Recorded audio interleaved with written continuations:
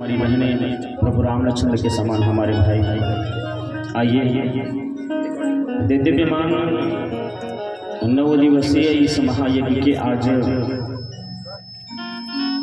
पंचम दिवस और साप्ताहिक ज्ञान यज्ञ के हेतु चतुर्थ दिवस में आप सभी का व्यास गादी से हार्दिक अभिनंदन, हार्दिक स्वागत। सिया राम में सब जग जानी, करो प्रणामी जुग जुग पानी। भाव रखते हुए आपके हृदय में विराजमान मेरे प्यारे राधा माधव को कोटिशः प्रणाम।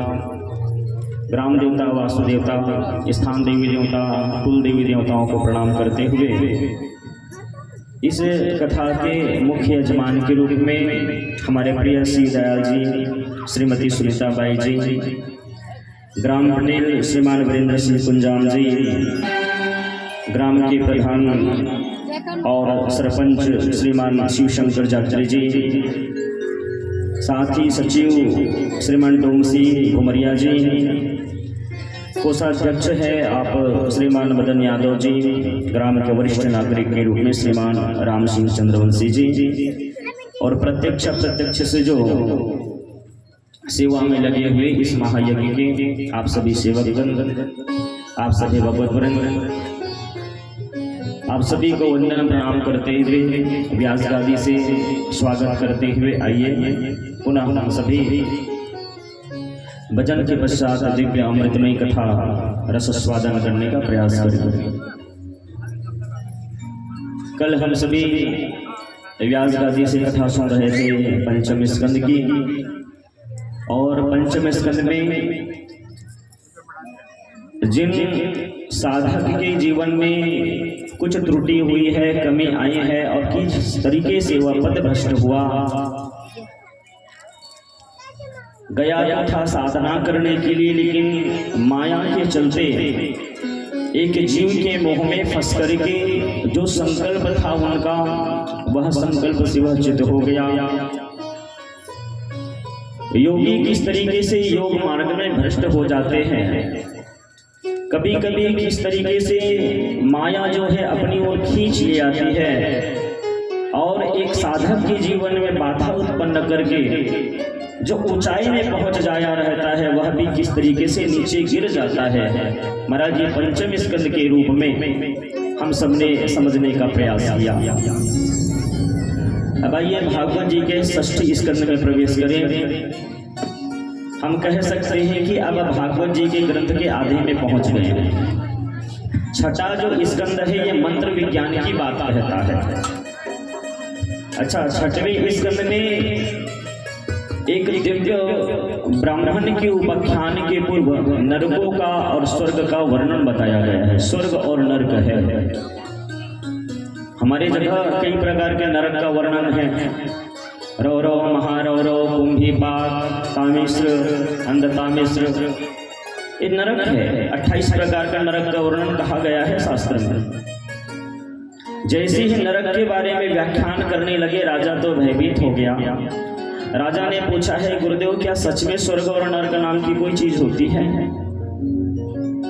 दुनिया के प्रत्येक ग्रंथ में, दुनिया के प्रत्येक धर्म में स्वर्ग और नरक का वर्णन बताया है। ऐसा कोई धर्म नहीं है जहां स्वर्ग और नरक को ना माने, जन्नत और जहन्नुम का ना माने।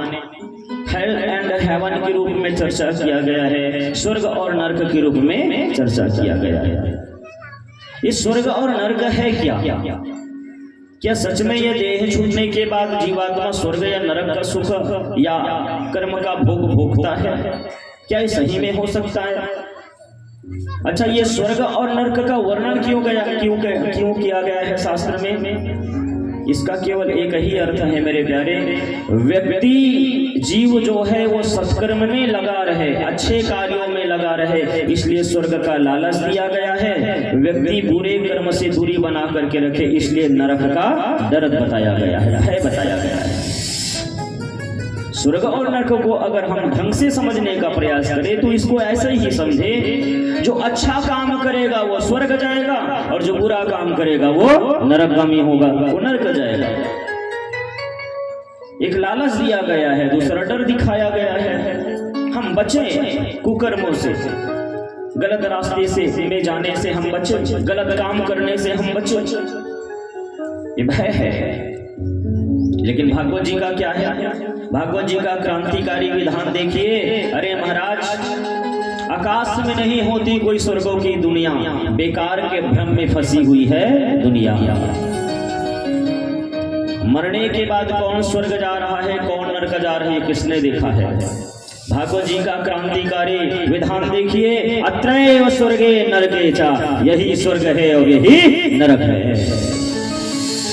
इसी धरती में स्वर्ग है, इसी धरती में नरक है। हमारा हम थोड़ा सा अवलोकन करने का प्रयास करें, थोड़ा सा झांकने का प्रयास करें।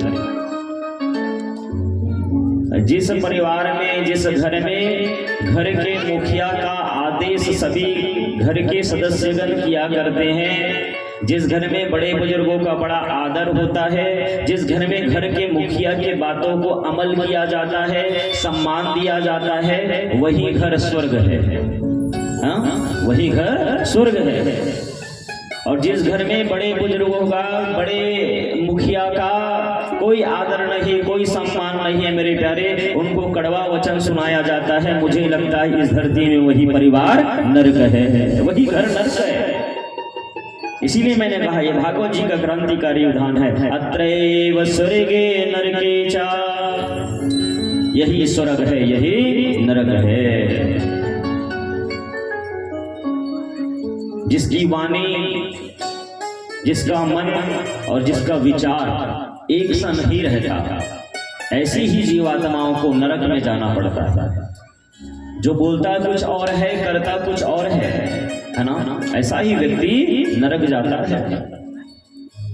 अहम की अकड़ चल नहीं सकती, मौत की घड़ी टल नहीं सकती, लूट कर जमा कर लगो लोगों, पाप की कमाई कभी फल नहीं सकती। अहम की अकड़ चल नहीं सकती, मौत की घड़ी टल नहीं सकती, और लूट कर दौलत भले जमा कर लो लोगों, लेकिन पाप की कमाई कभी फल नहीं सकती। स्वर्ग और नरक नाम का कोई चीज होता है मेरे प्यारे, हम दूसरे का छीन करके दूसरे का हिस्से का उपयोग अगर करेंगे तो यातनाएं को भुगतना ही पड़ेगा। हम किसी को आहत करेंगे, किसी को परेशान करेंगे तो यातनाएं तो भुगतना ही पड़ेगा, यातनाएं तो मिलेगी, कष्ट तो सहन करना ही पड़ेगा और कष्ट का सामना करना ही पड़ेगा जीवात्माओं को। हमारा इस धरती को, इस धरा को कर्म भूमि तो कहा ही गया है।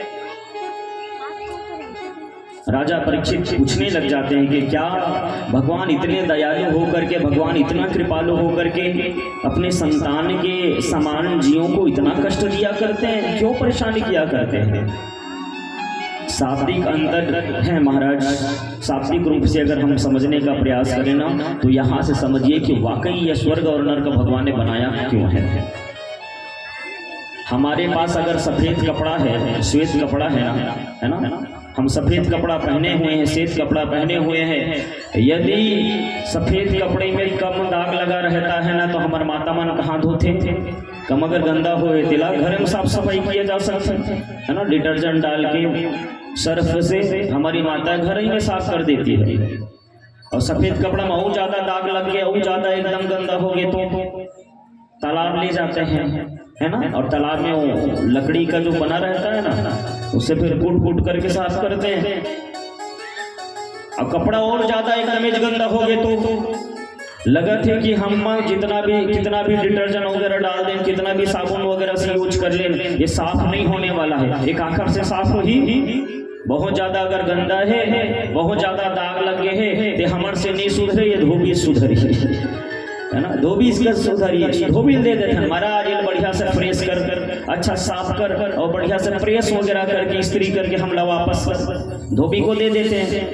और धोबी धोना जानते हो ना, लेकिन महाराज दरिया में या नदिया के किनारे पत्थर में रखी और दे फड़ाफड़ कूटई रखे रहते हैं ना लकड़ी का, और वो कूट करके मतलब वो साफ करने का उनका तरीका है, वो अपने हिसाब से साफ कर देता है, पूरा दाग निकाल देता है, पूरा क्लीन कर देता है, पूरे स्वच्छ कर दिए और बढ़िया सा प्रेस करके इस्त्री करके जो मालिक है उसको वापस दे दिया करते हैं। इस बात को ऐसा ही समझे ये शरीर का ये शरीर है सफेद कपड़ा के समान। अगर इमे हम नित्य दाग अगर लगा था, दाग का ये पाप ही दाग है। गलत काम अगर करेंगे महाराज तो कुकर्म रूपी ये पाप का दाग इस देह में लगेगा। कम पाप करे रहो ना, तो जिसे हमन घर में पूजा पाठ करथन, तुलसी जी पूजा करथन, भगवान सूर्य नारायण ला जल देथन, महादेव जल चढ़ाथन, भगवान विष्णु प्रणाम करथन, राम जी के प्रणाम करथन, कृष्ण जी को पूर्ण प्रणाम करते हैं, माँ जगदम्बा को प्रणाम करते हैं। घर में छोटे मोटे पूजा पाठ करते रहते, सुबह शाम दिया बत्ती अगरबत्ती होते रहते, तो कम पाप लगे रही ना ये शरीर में वो दाग, तो महाराज ये पूजा पाठ से ही वो दाग धुल जाएगा। ज्यादा पाप करे रहेंगे तो उनसे ज्यादा दाग लगा रहेगा। तो इसने कथा पंडाल में जा जाके कथा सुनते रहो, भजन कीर्तन करते रहो, ओखर से ये जीवन में जो दाग लगे हैं पाप के, वो पाप रूपी दाग धुलते रहेगा, धुल जाएगा। और एकदम ज्यादा पापी अगर हम एकदम ज्यादा कुकर्म करे हैं, एकदम ज्यादा अगर गलत करे हैं, तो महाराज यम घाट ही धोबी घाट है, फिर तो वहीं जा करके हमारी साफ सफाई होएगी। यम घाट ही धोबी घाट है, और जैसे धोबी धोना जानता वैसे यम देवता धोना शुरू रही, फिर तो कुटाई पिटाई चल गई महाराज नरक में, है ना। और वहां से बढ़िया साफ करके फ्रेश करके स्वच्छ करके इस शरीर रूपी कपड़ा को भगवान को वापस दे देंगे, क्योंकि भगवान ही मालिक है इस देह का, भगवान को वापस दे दिया जाएगा। ले भगवान ये जितना पाप करे रही से पूरा धोआ गए, अब एकदम फ्रेश है, अबेला आप जो योनि में डालना है डाल दो। यही स्वर्ग और नरक में भेद है। साफ सफाई केंद्र हरे नरक, हमारे जीव आत्मा वहां साफ सफाई किए जाते हैं ना। रो महारो बैतरणी नदी में जो पीप और खून से भरे रहते बैतरणी नदी, वो में फेंक दिए जाते हैं महाराज। ये तो भागवत जी में तो बहुत कम ही नरकों का वर्णन है। गरुड़ और पुराण अगर पढ़ोगे ना मेरे प्यारे, तब तो आत्मा कांप जाएगी। गरुड़ पुराण अगर सुनेंगे तब तो आत्मा कांप जाएगी। एक एक पाप का, एक एक छोटे छोटे कुकर्म का कितना बड़ा बड़ा सजा दिया जाता है, कितनी बड़ी बड़ी यातनाएं दिया जाता है, फिर तो आत्मा कांप जाती। ओकरे सभी आत्मान का आगत है। घर में महाभारत के ग्रंथ और गरुड़ पुराण घर में नहीं रखना चाहिए, काबर नहीं रखना चाहिए, कहीं ना कहीं आपकी सच्चाई वो ग्रंथ बताया करते हैं, इसलिए नहीं रखना चाहिए। क्यों नहीं रखे महाराज? महाभारत के ग्रंथ को घर में रखेंगे तो क्या होगा? आदमी के अंदर बड़ा गलत फहमी, घर में महाभारत के ग्रंथ रखो महाराज तो घरों में महाभारत हो जाए। अरे महाभारत ग्रंथ रखोगे तो घर में महाभारत होने वाली नहीं है। महाभारत को इसलिए नहीं लिखा गया है कि महाभारत से दूरी बना करके रखो, महाभारत के ग्रंथ से दूरी बना के रखो। महाभारत का ग्रंथ पढ़ना चाहिए। क्यों? अरे जुआ खेल करके पांडव जो है अपने पत्नी और अपने भाई को नहीं बचा पाए, तो हम कौन सी खेत की मूली है, इसलिए महाभारत पढ़ना चाहिए। पराई स्त्री को हरण करने के बाद 1 लाख नाती, 1 लाख पूत 1.25 लाख नाती, और तहां घर दिया ना राजा रावण, जेकर 1 लाख पुत्र है 1.25 लाख नाती, लेकिन पराई स्त्री को हरण करके लाए तो पानी देने वाला भी खानदान में कोई बचा नहीं है महाराज। ये दुर्गति हो गई है उन्हें। इसलिए रामायण पढ़ना चाहिए, इसलिए महाभारत का ग्रंथ पढ़ना चाहिए, घर में रखना चाहिए। गरुड़ पुराण नहीं सुनना चाहते लोग। क्यों नहीं सुनना चाहते भाई? क्योंकि वो सत्य से जोड़ती है आपको, वो सत्यता से आपको दिग्दर्शन करवाता है, दर्पण की तरह है, डर लगता है। विनम्रता से बोलना चाहिए। कई लोग बोला करते हैं कि हम स्वर्ग और नरक ला नहीं मानन महाराज। हमारे माने और नहीं माने से भगवान को कुछ भी फर्क पड़ने वाला नहीं है। कई लोग बोलते हैं ना हम लोग शास्त्रों को नहीं मानते, पुराणों को नहीं मानते। अरे भैया आपके नहीं माने से क्या होगी? आपके जैसे नास्तिक हजारों हजारों ऐसे हजारों हजारों चलेंगे, कुछ फर्क पड़ने वाला नहीं है। हमारा नहीं माने से भगवान का नुकसान है? नुकसान तो हम ही लगे। अगर हम शास्त्र नहीं मानन, हम ग्रंथ नहीं मानन, हम पुराण नहीं मानन, तो भगवान की का बिगड़ी है? बिगड़ना तो हमारा है, नुकसान तो हम ही है। अरे हमारे में इतनी हिम्मत है ही नहीं मेरे प्यारे। यहाँ तो रावण जैसे हिरण्यकश्यपु भी जैसे आए हैं, फिर भी अपने देह को बचा नहीं पाए हैं। हम कौन सी खेती मूली है महाराज? इतने बड़े बड़े योद्धा आए हैं जो डायरेक्ट भगवान को दुश्मन मान के बैठे हुए हैं, उसके बाद भी खुद को बचा नहीं पाए हैं। और हम लोग बोलते हैं हम नहीं मानेंगे।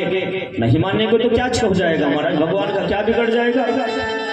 अरे 1000 नहीं, करोड़ों करोड़ों लोग नहीं मानेंगे तब भी भगवान को कुछ बिगड़ने वाला नहीं है। हमारा शास्त्र का क्या बिगड़ जाएगा? नुकसान हमारा और आपका है मेरे प्यारे। ये तो वही बात है, बिलई जब देखते ना तो कबूतर हर कपोत कबूतर बिलई जब देखते ना तो कबूतर ला पता है बिलई मोल मार के खा जाइए, तो कबूतर काय करते? बिलई देख के अपन आखिर मुंड देते, अपन आखिर मुंड देते, आखिर मुंड हो तो नहीं खाई। अरे आंख ला बंद करेंगे तो क्या सत्य असत्य हो जाएगा? हम अकेले अगर नहीं मानेंगे तो क्या हम झुठला सकते हैं शास्त्रों को? क्या झुठला सकते हैं ग्रंथों को? क्या झुठला सकते हैं पुराण को? हम आंख बंद करके यही समझते हैं कि हमको दुनिया नहीं दिखाई दे रही है, मतलब दुनिया नहीं है। कबूतर यही तो मानते हैं। कबूतर कहते हैं आखिर मुंड उठान मुंड नहीं दिखे, फिर बिलई नहीं है। अरे बिलई सामने में, आंख तो तोर बंद है महाराज, बिलई का आंखें मुंदे, बिलई थोड़ा आंखें मुंदे है। तो निवेदन यही है मेरे प्यारे, स्वर्ग और नरक नाम की कोई चीज है कुछ जीवन में डर रहेगा ग्रंथों का पुराणों का, तभी हम कुछ कर सकते हैं और अच्छा कार्य कर सकते हैं, सत्कर्म में लग सकते हैं। बोली सच्चिदानंद भगवान की जय हो। राजा परीक्षित ने जैसे ही स्वर्ग और नरक का वर्णन सुना, राजा तो बड़ा भयभीत हो गया। राजा ने कहा गुरुदेव, क्या सच में मुझे भी नरक जाना पड़ेगा? क्यों? मैंने भी तो गलती करी है, मैंने भी तो पाप किया है, मैंने भी तो एक साधु का अपमान किया है। एक ध्यान में बैठा हुआ साधु, एक ध्यान में बैठा हुआ संत, और उनका मैंने अनादर किया है, क्या मुझे भी नरक की यातनाएं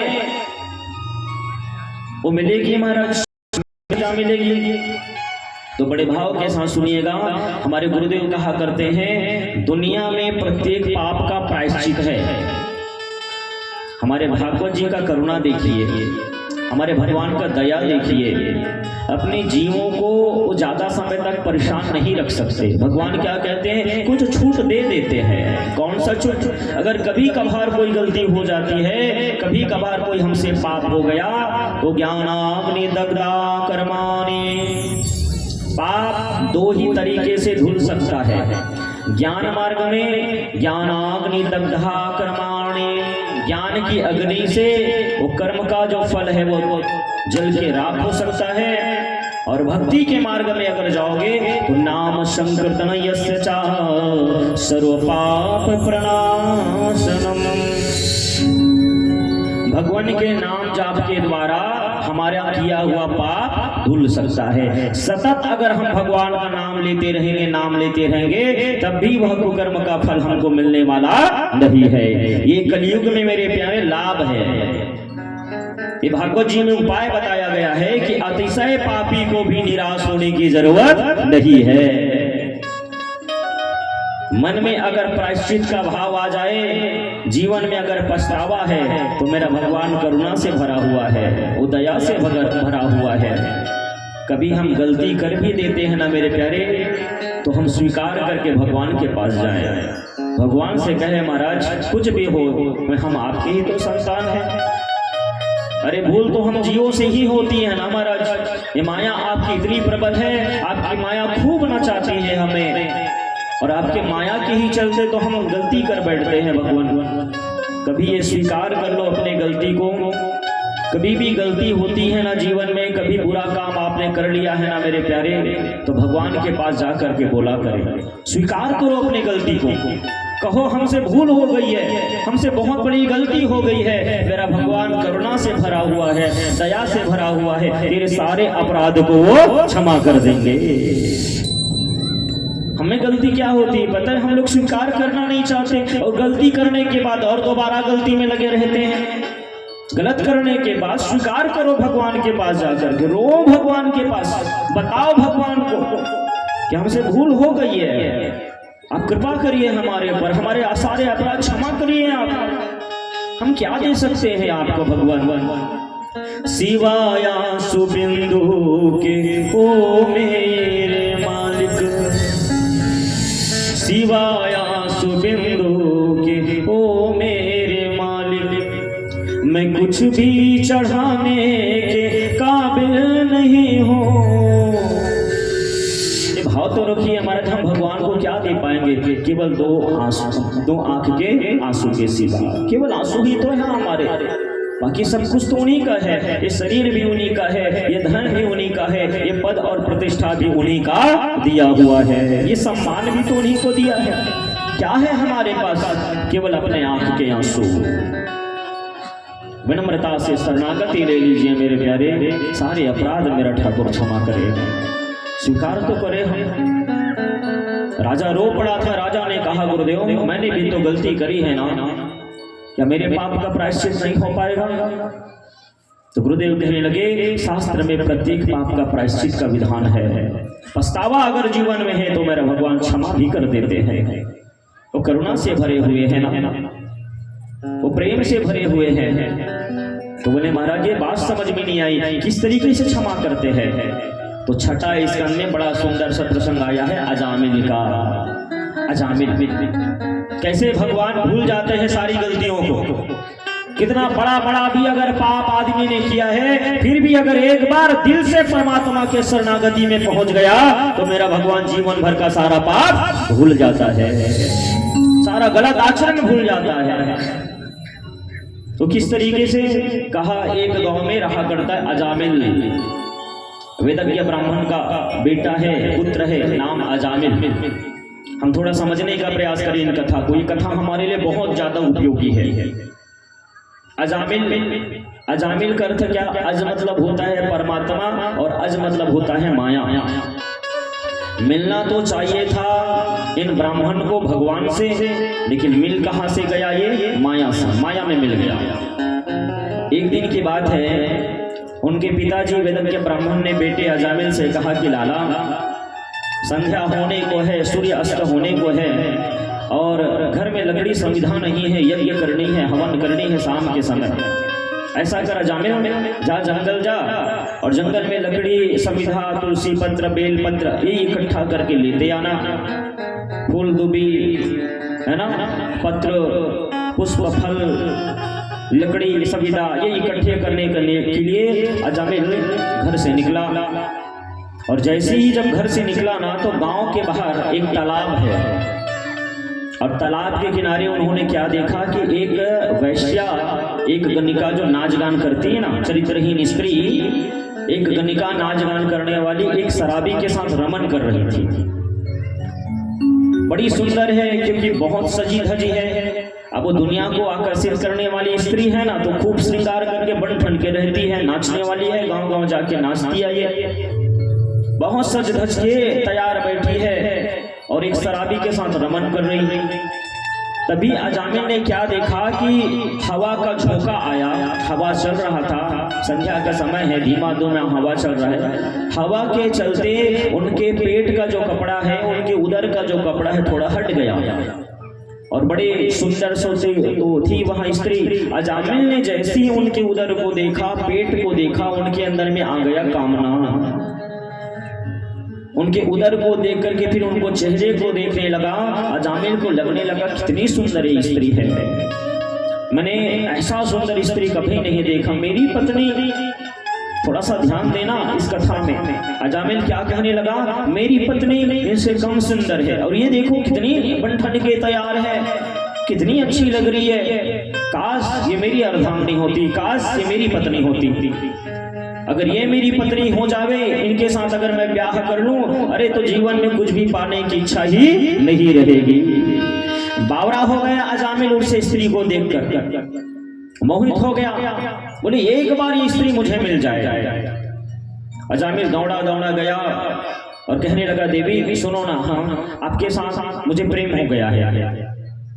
नाचने वाली स्त्री हंसने लग गई, अरे ब्राह्मण क्या बोल रहे हो आपको मेरे से प्रेम हो जाएगा? बोले हाँ हाँ हमें आपसे प्रेम हो गया है। तो बोले आपको हमारे साथ ब्याह करना पड़ेगा, हम आपके साथ शादी करना चाहते हैं। देवी अब भी कामना इतनी वेग से बहती है, अग्नि की तरह प्रज्वलित होती है कामनाएं।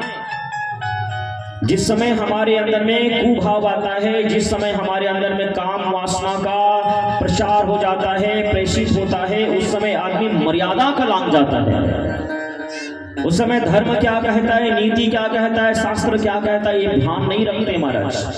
इतना मोहित हो गया है अजामिल कि गणिका से कहे कि देवी हमें अभी तुरंत आपके साथ ब्याह करना है, आप अभी शादी के लिए हाँ बोल दीजिए।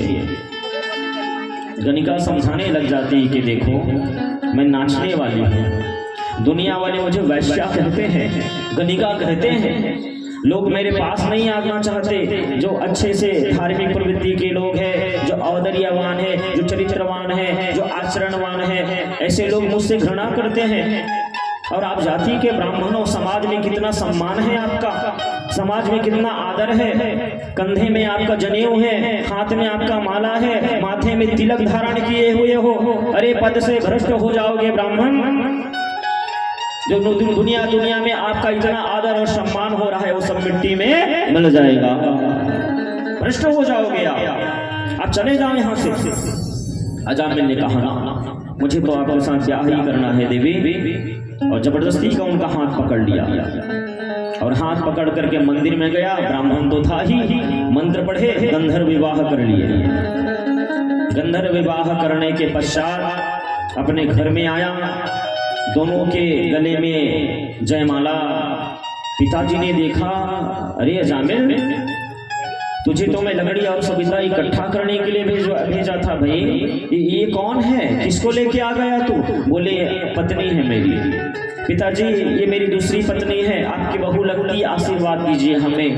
वेदज्ञ ब्राह्मण की आंखें लाल हो गई, कहे दूर हो जा मेरे नजरों से।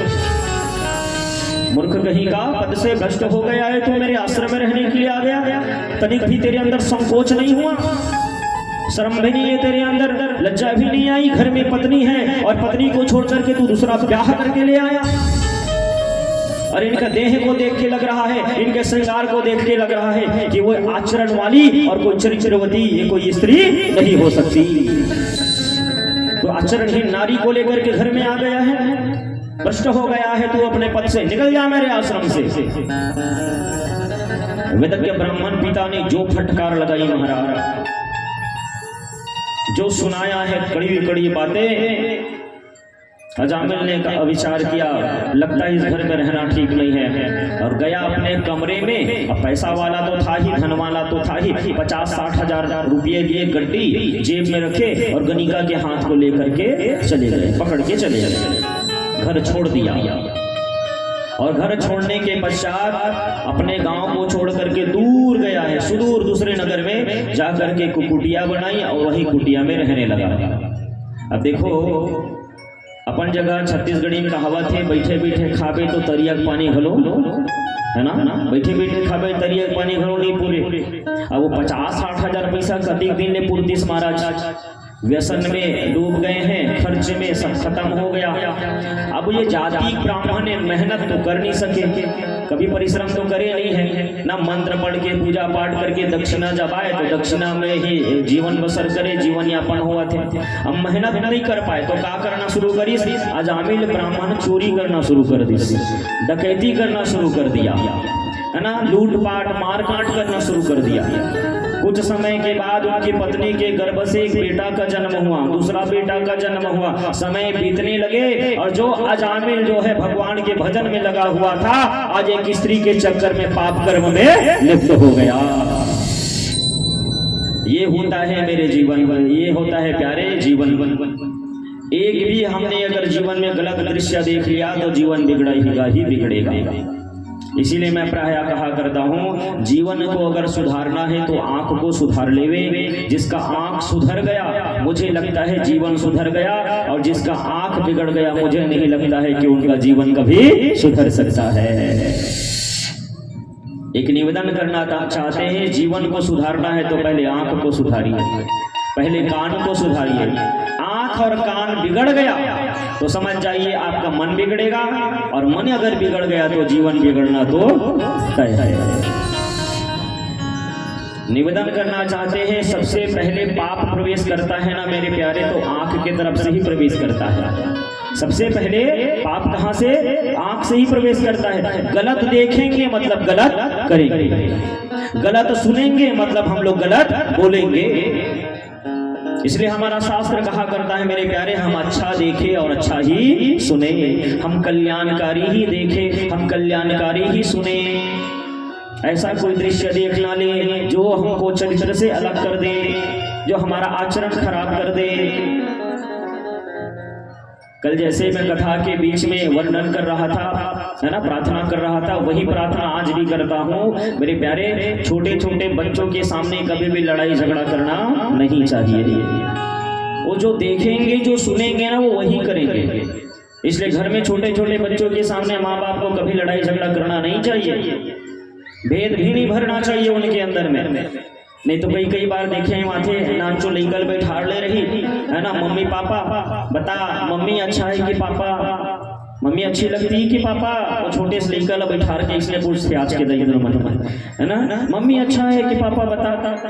अब जे लेकर बचपन में पापा अच्छा लगे ना, वो जीवन पर्यंत पापा मम्मी कभी अच्छी लगने वाली नहीं है, क्योंकि उसके दिमाग में वही बस जाएगा। मत मानना आज के मम्मी पापा बचपन में ही अपने को बांट रहे हैं, बचपने में ही अपने आप को बांट रहे हैं। जिन बच्चे को मम्मी प्रिय है उनको जीवन निकल जाएगा, लेकिन पापा को करने वाले ही है।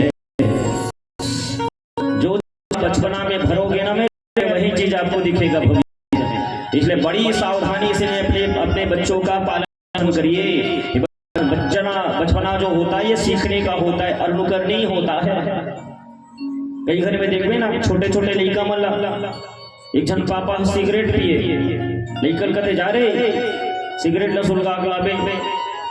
अब रात दिन लड़का सिगरेट सुलगा जाते, मम्मी का महतारी कर रसोई रूम में किचन में चूल्हा कर वहाँ जला बीड़ी या सिगरेट लावत है, पापा देवत। उम्र घलो बाढ़ी थोड़ा लड़का सोचते रात दिन पापा बर सुलगा के लेके तो चलना मुँह तक जाते, कम से कम 2 फूक मार लो बुझा जाते वहाँ तक जाते। और पापा ला देखे हमारा पिया जैसे बुझाए घर थे फिर खींचते फिर आगे बरबर दिखते। लड़का रात दिन देखे है बोला अब किचन से बैठक रूम में थोड़ा डिस्टेंस बनते, थोड़ा दूरी है ना, तो चूल्हा कर ले जलाए के बाद पापा तक ले जा कहीं बुझा मत जाए, कम से कम 2 कस मार लेते ना जो लेकर 2 हाँ फूक के लेगा थे। अब वो धीरे धीरे जब बड़े हुई तो सिगरेट और बीड़ी पियर सीख गए। ओकर बाद दाई वहाँ हमारे लेकर बीड़ी पिया थे, हमारे लेकर सिगरेट पिया था। महाराज हमारे लेकर बिगड़ गए हैं। कैसे नहीं बिगड़ी महाराज? बचपने में ही तुमने ऐसा संस्कार डाल दियो है। अब आगे चल के सुधारोगे तो कहाँ से सुधरेगा? लाख कुंडली दिखला लो, लाख जोशियों के पीछे दौड़े जाओ मेरे प्यारे, उसका भविष्य कभी सुधरने वाला नहीं है। ये बहुत बड़ी कड़वा बात बोलने वाला हूँ व्यास गादी से। अगर बच्चे का सबसे बड़ा कोई दुश्मन होगा तो माँ बाप ही होगा, और बच्चे का सबसे अच्छा कोई मित्र होगा तो अभी माँ बाप ही होगा। बच्चों का सबसे बड़ा अगर कोई दुश्मन है तो माता पिता, और बच्चे का सबसे अच्छा कोई मित्र है तो वो भी माता पिता ही है। तो ध्यान रखने योग्य बात है मेरे प्यारे, हम क्या उनको सुनाते हैं, क्या हम उनको दिखाते हैं।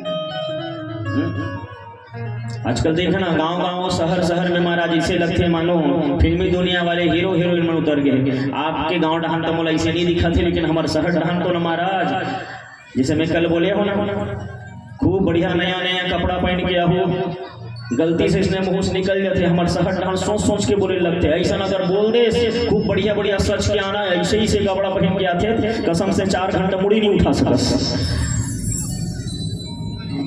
एक बार हमारे एक जगह इसने कथा करे, मैं उसने कहीं पर कल कृष्ण जन्म हरे बढ़िया से सब श्रृंगार करके आहू, गलती हो गई महाराज मोर से, बताए बार भुला गया का पहन के आना है। जो पहन के इस महाराज मिली टॉप शादीशुदा मन घलो अलगरहा नान कपड़ा 4 घंटे मुड़ी नहीं उठा सको है। भगवान बहुत बड़े अपराध हो गए मोर से, गलती पर कर बने वैसा बोल के, है ना। तो आपके डहान तो ऐसे मोल दिखत नहीं है। ओखर सदी में थोड़ा व्याख्या नहीं करो एखर श्रृंगार के, आप तो बढ़िया से साड़ी सूट, है ना, भाई मन भी बढ़िया धोती बंगाली कुर्ता और ये पैंट वगैरह बढ़िया सा पहन के आए हैं, अच्छा लग रहा है। और देखो ये जो संस्कृति होती है ना, ये जो सारे संस्कार जो होते हैं ना, इन संस्कृति और संस्कार को देखोगे तो मन भी अच्छा लगता है। लगता है कि सही जगह हम कथा बोलने के लिए आए हुए हैं, सही जगह कथा कहने के लिए आए हुए, अच्छा लगता है कोई अपना ही जैसा मिल जाए। महाराज आप लोग बड़े सुंदर लग रहे हैं, बड़े प्यारे लग रहे हैं, क्योंकि हमारा कन्हैया आने वाला है और हमने तो बुलाया भी था, इसीलिए बढ़िया सा भगवान के लिए आइए श्रृंगार करके। तो आजकल तो देखिए माहे बॉलीवुड हॉलीवुड में तो गांव-गांव शहर में उतर गए। हमारा नाना लड़का मल्ला मम्मी मन महतारी मन नान कपड़ा पहना थे, नाच रहे और नचवा थे महाराज। कैरेक्टर ढीला सीला जवान मुन्नी बदनाम में नाचू रहे लेकर खूब नचवा थे महतारी में। नाच देख कैटरीना कैफ कैसे नाचा थे, तब नाच। अभी कैटरीना कैफ पसंद नाचा थे, धान तोला ना चाहिए भविष्य में, लेकिन नहीं।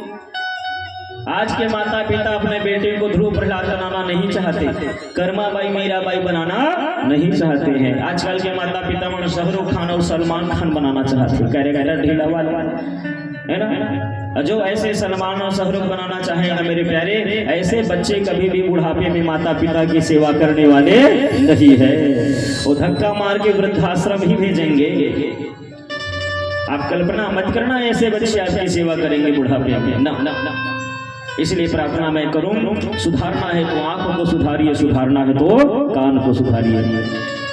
महात्मा गांधी के बातें बोलना कभी नहीं बोलता मैं। बुरा मत देखो, बुरा मत सुनो और बुरा मत बोलो। ये क्या गजब का सूत्र है। बुरा मत बोलो, बुरा मत देखो, बहुत बुरा मत सुनो। इफेक्ट पड़ता है मेरे प्यारे। हमारा जो आंख है और कान है ना, ये बहुत बड़ा आहार तो लेती है। हाँ, ये भी ग्रहण करती है, आंख भी ग्रहण करती है, कान भी ग्रहण करती है, ये ग्रहण करती है हमारे। सूरदास जी अंधे थे, प्राय लोगों में जानकारी नहीं है। लोग कहा करते कि सूरदास जी जन्म से अंधे थे। वस्तुतः अगर देखा जाए तो सूरदास जी जन्म से अंधे नहीं थे। जन्म से अंधे कहाँ थे सूरदास जी? उनका आंख दिखाई देता था, लेकिन वो रहता था वृंदावन में और उनका मित्र रहता था दिल्ली में। एक बार सूरदास जी बाबा के मन में भाव आया, बहुत लंबा समय हो गया, मित्र का विवाह भी हो गया है, हम जा नहीं पाए, तो चलो मित्र से मुलाकात करने चले। तो सूरदास जी वृंदावन से निकले, दिल्ली पहुंचे।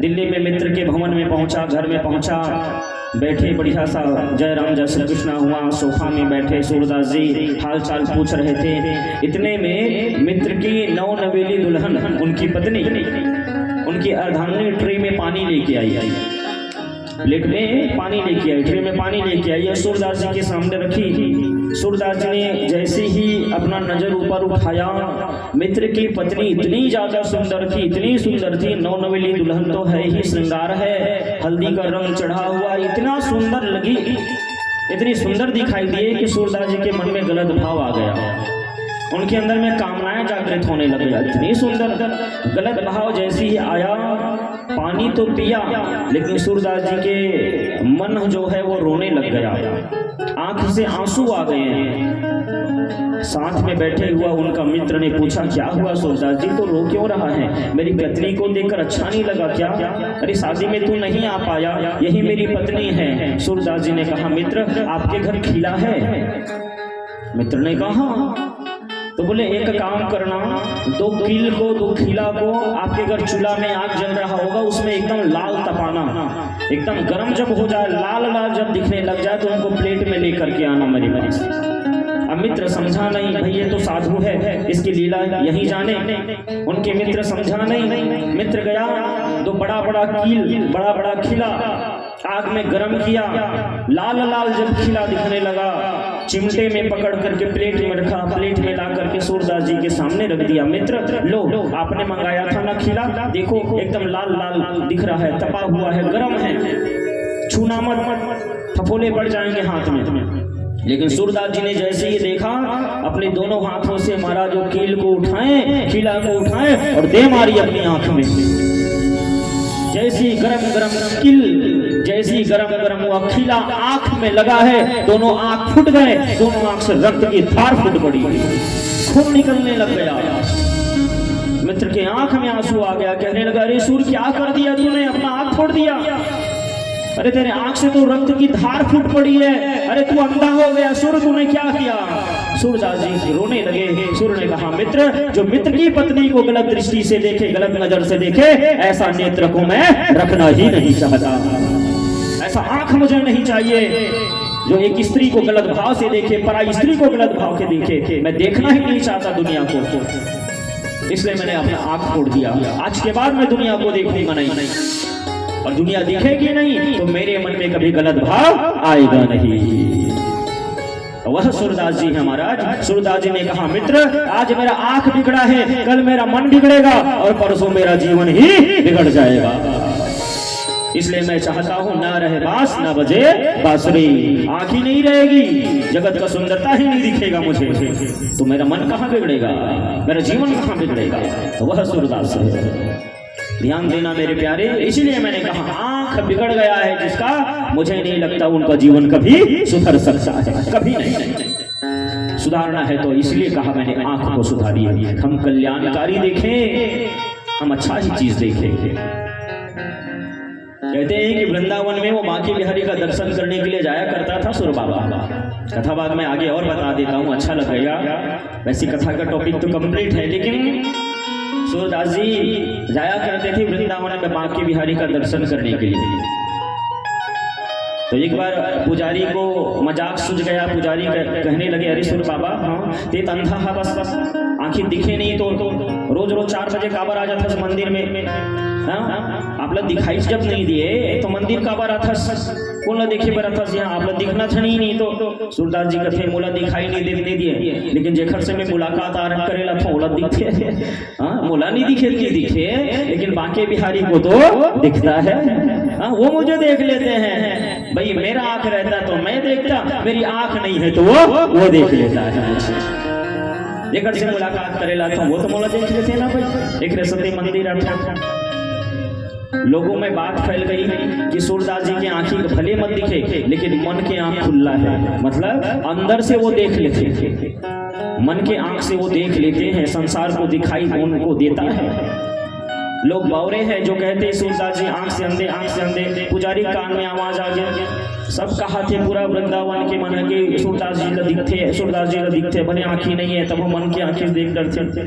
तब बोलो एक दिन मजाक सूझी, जैसे ही 4 बजे सूरदास जी पहुंचे रहे मंदिर में ना, तो महाराज श्रृंगार चलत रहा है, उतना बेर भगवान की स्नान ध्यान, और पुजारी एक उठन कपड़ा नहीं पहनी भगवान लाल, एकदम सच्ची घटना बांके बिहारी मंदिर के, एक उठन कपड़ा नहीं पहना है। और अचानक पुजारी मस्ती में मजाक में पूछते ये सूरदास बाबा, हाँ बोले हाँ पुजारी, हाँ गोसाई जी, अच्छा ये बता भगवान आज कौन से रंग के कपड़ा पहने हैं, आज भगवान हाँ कौन से रंग के कपड़ा पहने हैं। सूरदास जी कहते वाह पुजारी क्यों मजाक कर रहे हो, आज देखो हरि नंगम नंगा। कहे पुजारी जल्दी कपड़ा पहना, जल्दी कपड़ा पहना, भगवान शर्मा थे, आज हरि देखो नंगम नंगा। आज तो भगवान को मैंने निरोस्त्र ही देख लिया। वह सुर बाबा है जिसके आंख तो नहीं है लेकिन मन की जो चक्षु है वो खुला हुआ है, वह सूरदास जी है महाराज। और आज इसी क्रम में बताने का प्रयास यह है, अजामिल जी का तो पूरा जीवन बिगड़ गया था केवल गलत दृष्टि देखने से, गलत स्त्री को देखने से पूरा जीवन बिगड़ा हुआ है। तो 24 घंटे में 24 घंटे, अच्छा ये कोई नहीं कह रहा है कि 24 घंटे जाके मंदिर में बैठे रहो, 24 घंटे में 2-4 मिनट जरूर निकाल लीजिए, अच्छा चीज देख लीजिए। 24 घंटे में कुछ मिनट जरूर निकाल लीजिए, अच्छा चीज पढ़ लीजिए। 24 घंटे में कुछ समय ऐसा निकालिए जिसमें अच्छी बातें सुन लीजिए, अच्छी बातें सुन लीजिए। रोज समय निकाला करो, थोड़ा सा भजन कीर्तन सुन ले, रोज समय निकाला करो, भगवान का दर्शन कर लो, रोज समय निकाला करो, थोड़ा सा भगवान नाम का जाप कर लो, कुछ 2-4 मिनट तो निकाल लें महाराज। आपको कौन कह रहा है 24 घंटा बैठे रहो मंजीरा लेकर के भजन करते रहो, आपको कौन कह रहा है कि मंदिर में जाके बैठे रहो, कोई नहीं, कुछ ही समय निकालना है महाराज, और कुछ ही समय जो है वही हमारा कल्याण और उद्धार कर देगा। अजामिल का चरित्र इतना बिगड़ा हुआ है कि चोर और डकैत बन गया, कुकर्म में लिप्त हो गया। ये भूल गया है कि मैं जाति का ब्राह्मण हूँ और मेरा क्या कर्तव्य था। पिछला जितना उनका समय बीता हुआ है वो सारा चीज भूल गया है। एक बाजारू स्त्री को अपने पत्नी में झांकना चाह रहा था अजामिल, इसलिए इतना बिगड़ा है ये। एक निवेदन करना चाहते हैं, कई बार पुरुषों के अंदर में महाराज एक प्रकार का निर्बलता आ जाता है। निर्बलता कैसे? बाजार में जा रहे हैं, किसी शहर में जा रहे हैं या किसी गांव की तरफ से गुजर रहे हैं, कोई एक जिसका चरित्र नहीं अच्छा, जिसका आचरण अच्छा नहीं है, खूब बन ठन करके जो स्त्रियां हैं, उन स्त्रियों को देख करके कई बार पुरुषों के मन में ये भाव आता है, काश मेरी भी पत्नी ऐसी ही सुंदर लगती, काश मेरी भी घर की अर्धांगिनी ऐसी ही बन ठन के रहती। ये बहुत बड़ी गलतफहमी है लोगों के अंदर। अरे घर की अर्धांगिनी तो वह है मेरे प्यारे, घर की स्त्री तो वह है जो सुबह से उठ करके रात शयन तक के उनको घर का काम धाम करना पड़ता है। सुबह उठेगी, महाराज आपके लिए भोजन बनाना है, बच्चों के लिए टिफिन तैयार करना है, वहां से बज गई है ना, वहां से वो काम अगर हो गया तो वॉशरूम तक के टॉवेल पहुंचाना है, वहां से काम अगर हो गया तो बेड का बिस्तर ठीक करना है, वहां से अगर काम और बच गया तो झाड़ू पोछा लगाना है, फिर वहां निवृत्त हो गई तो चूल्हा चौका देखना है, फिर वहां से निवृत्त हो गई है तो घर के बुजुर्गों को दवाई देनी है, फिर वहां से निवृत्त हो जाती है तो कोई मेहमान आया है उसका भी आओ भगत करना है, फिर संध्या के समय फिर वही झाड़ू पोछा, फिर बर्तन चौका, फिर भोजन। ये पुरुषों के अंदर की निर्बलता नहीं तो और क्या है, ये कमजोरी नहीं तो और क्या है। वो कहे कि बाजार में रहने वाली जो बाजारू औरत है, जो वैश्या है, जो नाचने वाली है, उस तरीके से हमारे घर के अर्धांगिनी बन ठन के रहे, ये कोई बुद्धिमानी नहीं हो सकती, ये कोई बुद्धिमानी नहीं हो सकती है हमारे। और जिस समय इस तरीके का भाव अगर आ जाए तो उनको अजामिल जैसा चरित्रहीन होने से कोई दुनिया में बचा नहीं पाएगा। अजामिल जैसे आचरणहीन होने से दुनिया में कोई नहीं बचा पाएगा। इन ब्राह्मण देवता का जो जीवन है पूरा नरक जैसा हो गया। एक दिन की बात है, बैकुंठ में आइए, इस प्रसंग में भगवान को भी जोड़ते हैं थोड़ा सा। श्री सुखदेव जी कहते हैं कि राजर्षि से परीक्षित, बैकुंठ में भगवान विष्णु खाए पर बैठे रहे तो माता लक्ष्मी और भोजन परोसा था, और जैसे ही भोजन परोस रहे थे तो अचानक भगवान नारायण हंसने लगे। भगवान विष्णु जी के चेहरे पर अकस्मात रहस्यमयी मुस्कान, ऐसे ही जब मुस्कुराने लग गए तो माता लक्ष्मी कहते हैं, भगवान कहा होगे, बड़े एकदम मने मन एकदम प्रसन्न हो तो बढ़िया सा आपके चेहरा में मुस्कान है, कहा होगे कुछ याद आगे का आपला? अरे नहीं देवी, नहीं कुछ नहीं बताना तो पड़ेगा, क्यों हंस रहे हैं आप? ये रहस्यमयी मुस्कान का वजह तो बताइए, क्या कारण है आपके चेहरे में हंसी है, मुस्कान है आपके फेस में, बताओ ना महाराज। तो भगवान नारायण कहने लगे, देवी वो अजामिल को देख रहा हूँ, मुझे हंसी आ रही है। अजामिल को देख करके आपको हंसी क्यों आ रही है? बोले देखो ना किस कुल खानदान में इनको मैंने जन्म दिया था और कैसा पद से ये भ्रष्ट हो गया। ब्राह्मण के घर में रह करके शालिग्राम में मेरा दर्शन किया करता था, आज उनको उन्हीं शालिग्राम में पत्थर नजर आने लगा है। माला झोली फेंक करके एक गनीगा के चक्कर में फंस करके आज चोरी करता है, शराब पीता है, डकैती करता है, मार काट करता है। कैसा कुकर्मी हो गया है ये अजामिल। मैं उन्हीं को देख देख करके मुस्कुरा रहा हूँ, हंसी आ रही है मुझे, उनका चरित्र देख करके मुझे हंसी आ रही है। देवी माता लक्ष्मी कहे, कहीं ना कहीं आपके मन में कृपा करे का मन हो थे महाराज, वैसे भी तो कृपा करना आपका स्वभाव है, कहीं न कहीं आप उनका उद्धार और कल्याण करना चाहते हो, सही है ना भगवान? भगवान ने कहा, हाँ देवी मैं उस पद से भ्रष्ट अजामिल का कल्याण करना चाहता हूँ, तो महाराज कृपा कर दीजिए। ब्राह्मण सही सलामत सही रास्ते में लौट आएगा, बेचारा भूल हो गई है, भटक गया है, भटके हुए को तो रास्ता दिखाना आप ही का ही काम है, कृपा कर दो उनके ऊपर। एक निवेदन करूं, एक यह है प्यारे कि हम किसी को प्रेम करें, और एक यह है कि वो हमें प्रेम करे। एक पक्ष ये है कि हम किसी को याद करें और दूसरा पक्ष यह है कि वो हमें याद करे। बात समझ में आई? तो यहाँ से समझिए, एक यह है कि भगवान को हम याद करें और दूसरा पक्ष यह है कि भगवान हमें याद करे। हम सारी दुनिया वाले लोग कहा करते हैं कि भगवान हमारे हैं, भगवान हमारे हैं, भगवान हमारे हैं। जिस दिन मेरा भगवान ने कह दिया कि तू मेरा है, उसी दिन हमारा कल्याण हो जाएगा।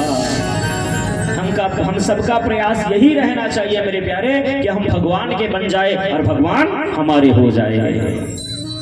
आगे आप सुदामा जी के चरित्र सुनना, सुदामा जी की कथा सुनना। सुदामा जी का भागवत जी में जब परिचय बताया गया है ना, तो क्या अद्भुत परिचय बताया गया है। कृष्णायासीत सखा कश्चित् ब्राह्मण ब्रह्मवित्तमः। क्या परिचय बताएं? सुदामा कौन है? कश्या, कृष्ण के मित्र, कृष्ण के सखा। कश्चित् ब्राह्मण वित्तमः, कृष्णासीत सखा। किसके सखा? कृष्ण के सखा। सुदामा के सखा कृष्ण भी कह सकते थे। अगर कोई भगवान कृष्ण से सुदामा का परिचय पूछे कि हे द्वारकाधीश कन्हैया, हे भगवान सुदामा कौन है, तो भगवान क्या कहता है? सुदामा मेरा मित्र है, मेरा मित्र है। थोड़ा सा बात को समझने का प्रयास करना। भगवान जिसको अपना बनाए वो रिश्ता कुछ अलग ही होता है। भगवान जिसको अपना समझे। कृष्णासीत सखा कश्चित् ब्राह्मण ब्रह्मवित्तमः। सुदामा कोई और नहीं, ये कृष्ण का मित्र है। हमारे राम की कथा में लक्ष्मण का परिचय कैसे दिया गया है? लक्ष्मण कौन है? लक्ष्मण धाम राम प्रिय। किसके प्रिय? राम के प्रिय है। लक्ष्मण का परिचय ऐसा है, हम ऐसा कर्म करें मेरे प्यारे कि भगवान हमको अपना बताए। हमारा परिचय जो है ना, भगवान अपना समझ करके दे। हम अपना परिचय को भूल जाए, हम भगवान के नाम से अपना परिचय दे। इसीलिए मैं हमेशा कहा करता हूं, जिस घर में भगवान है, जिस घर में कुल देवी देवता है, अगर घर में आप मन 5 आदमी हो, है ना, और घर में अगर भगवान भी रखा थे, चाहे कोई भी भगवान हो, चाहे कुल देवी हो, चाहे कुल देवता हो, चाहे भगवान कृष्ण मुखिया हो, चाहे भगवान राम जी मुखिया हो या महादेव मुखिया हो, वो घर का उनको मुखिया बना करके रखना चाहिए। घर का मुखिया बना के रखो। मान लो आप 4 जन हो या 5 जन हो, तो छठा सदस्य भगवान है। और बड़े भाव के साथ सुना, वो घर का मुखिया है, ये बात रखना। ये मत कभी कहना कि हम गोपाल अपन घर में रखे। ये हमेशा है ना, हम गोपाल को नहीं रखे हैं, हम गोपाल जी के घर में रहा करते हैं। हम गोपाल जी के घर में रहा करते हैं। थोड़ा सा वाणी में ही बदलाव लाना है मेरे प्यारे, थोड़ा सा स्वभाव में ही तो बदलाव लाना है, तार देगा। ये सारा जो चीज है, छोटा छोटा व्यवहार है ना, यही हमको तार देगा। हमारे साथ भगवान नहीं रहते, हम भगवान के साथ रहते हैं। हमारे साथ माँ बाप नहीं रहते, माँ बाप के हम साथ रहते हैं। इस सारी ऊंचाइयां जो होती है ना मेरे प्यारे, ये छोटे छोटे व्यवहारों से ही तो मिलती है। जब भी घर से निकलो, अपन घर के मुखिया देवी देवता को प्रणाम करके निकलो। एक निवेदन करना चाहते हैं, आपके घर से निकलने के बाद आपके घर के लौटने तक का इंतजार आपके घर के मुखिया को रहता है। आपके घर वापस आने का इंतजार आपके घर के मुखिया को रहेगा। 8 बज गया, मेरा परिवार का एक सदस्य अभी तक नहीं आया है, वो घर का मुखिया चिंतित होता है।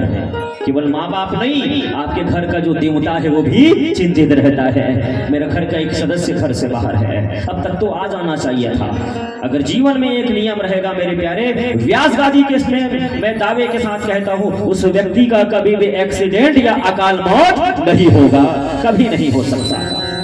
अगर विश्वास से इस तरीके से घर से बाहर निकलोगे प्रणाम करके और कहो चलिए भगवान मेरे साथ, आने के बाद भी कहो महाराज आपकी कृपा से हम सकुशल वापस आ गए हैं। घर से जब भी निकलो घर का देवता का प्रणाम करके निकलो, और वापस भी आते हो तो सबसे पहले घर के देवता को ही प्रणाम करना चाहिए। सबसे पहले उनको प्रणाम करिए महाराज, फिर देखिए जीवन का आनंद।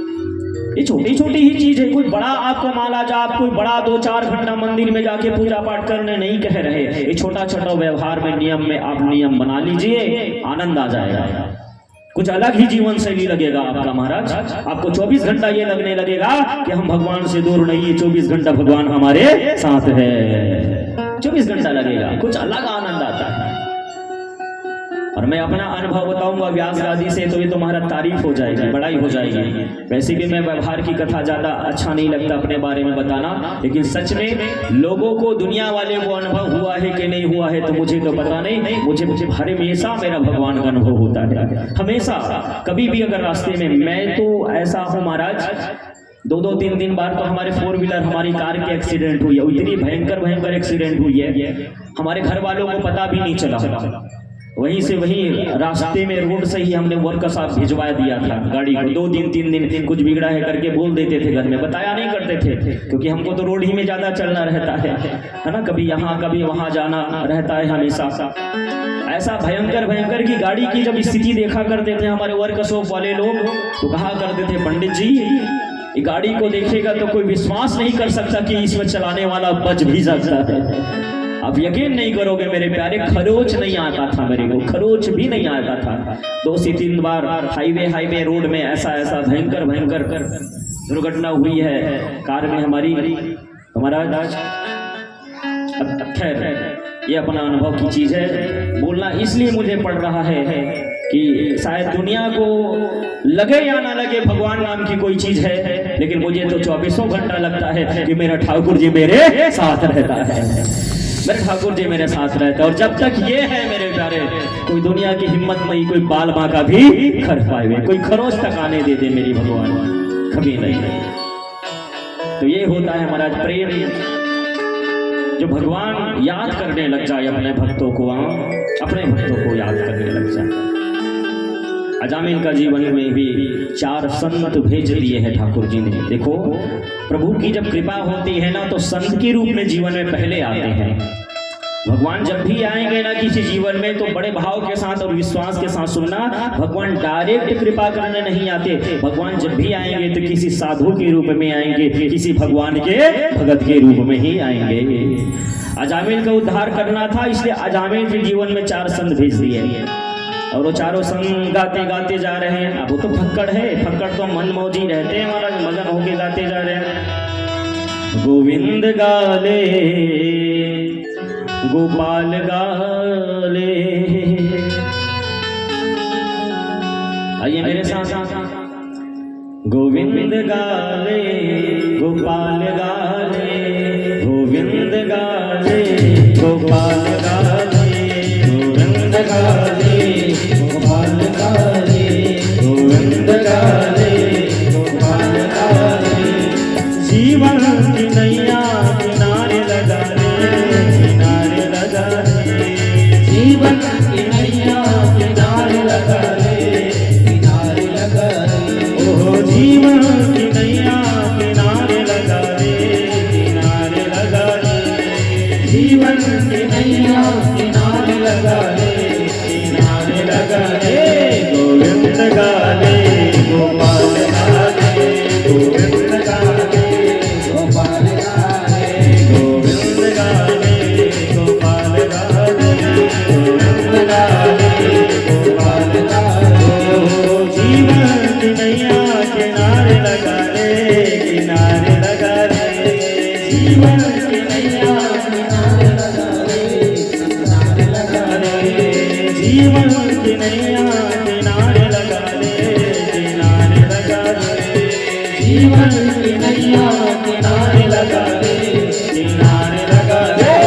गोविंद गाले गोपाल गाले, गोविंद गाले गोपाल गाले, गोविंद गाले गोपाल गाले, गोविंद गाले गोपाल गाले।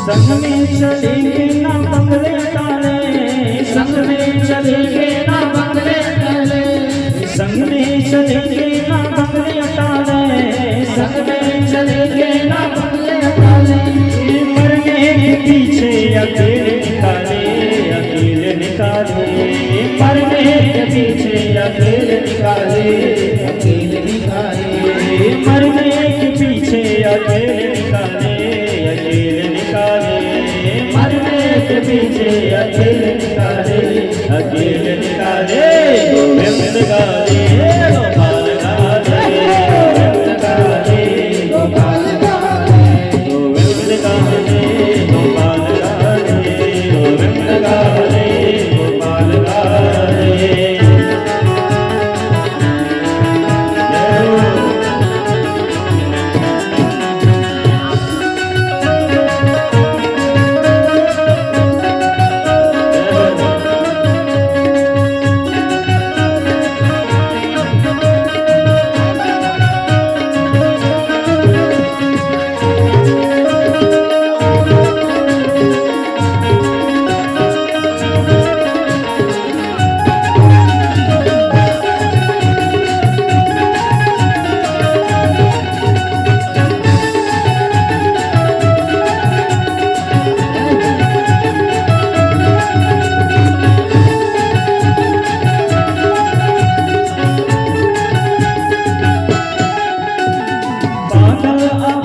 गफलत न टाले, पागल अभागे गफलत न टाले, पागल अभागे गफलत न टाले, पागल अभागे गफलत न टाले, एक दिन पड़ेगा अग्नि के पाले, अग्नि के पाले, एक दिन पड़ेगा अग्नि के पाले, अग्नि के पाले, एक दिन पड़ेगा अग्नि के पाले, अग्नि के पाले, एक दिन पड़ेगा अग्नि के पाले, अग्नि के पाले, गोविंद गाले, गोपाल गाले, गोविंद गाले, गोपाल गाले, गोविंद गाले, गोपाल गाले, गोविंद गाले, गोपाल गाले। जीवन की नैया किनारे लगा दे, किनारे लगा दे, जीवन की नैया किनारे लगा दे, जीवन की नैया किनारे लगा दे, किनारे लगा दे, जीवन की नैया किनारे लगा दे, किनारे लगा दे, गोविंद